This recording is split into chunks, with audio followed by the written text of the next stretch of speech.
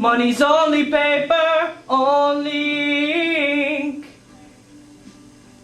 We'll destroy ourselves if we can't agree. How the world turns, who made the sun, who owns the sea. The world we know will fall piece by piece.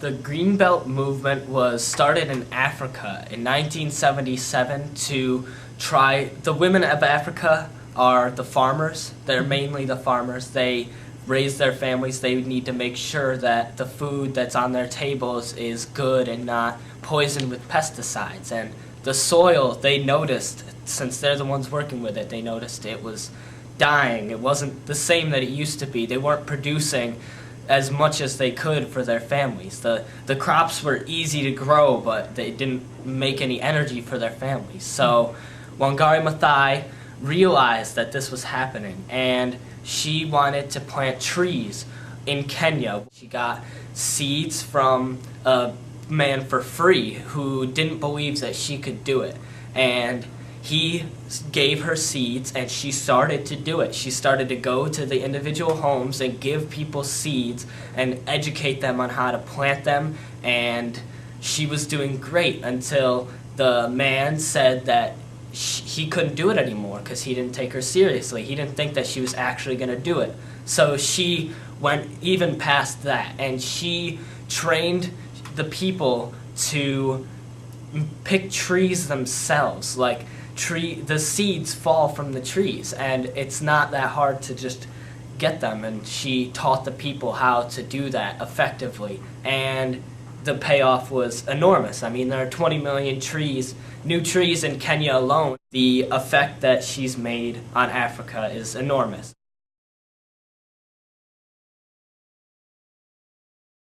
And the thing is, this is what's happening in nature. So you have plants that hold the soil for us. That soil is then available. It protects the microorganisms in it and allows other plants to grow.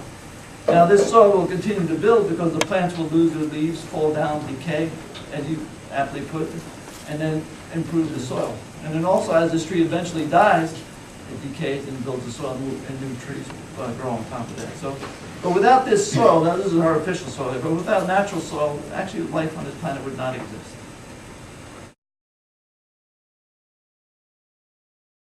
We can like call around and put up posters and everything. I know when Marzello sold duct tape stuff last year. Oh yeah, you make duct tape bracelets and wallets and stuff. Well, I think it'll take a little bit of time, but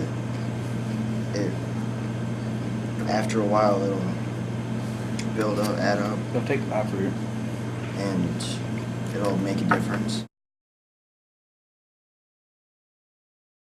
There's 3 classes that are of CSP that are doing this process of making the items.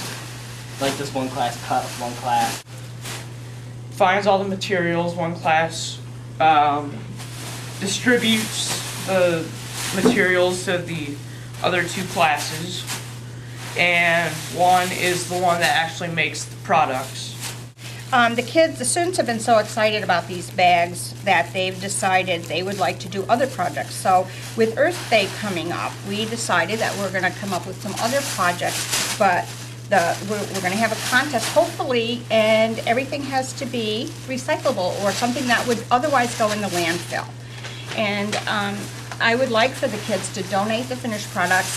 Hopefully, we could sell them and then turn the money into Africa.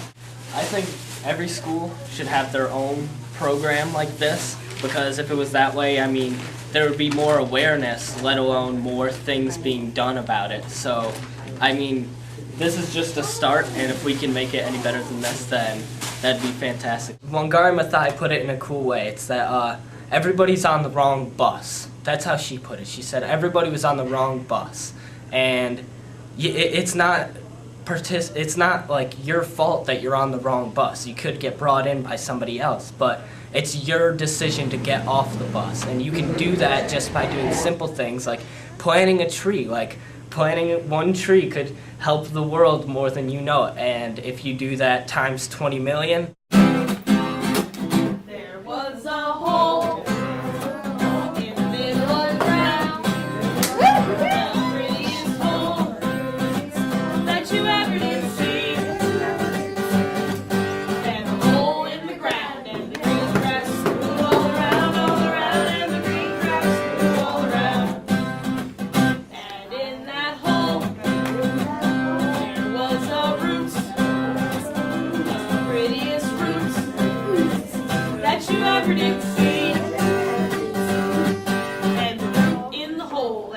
hole in the ground.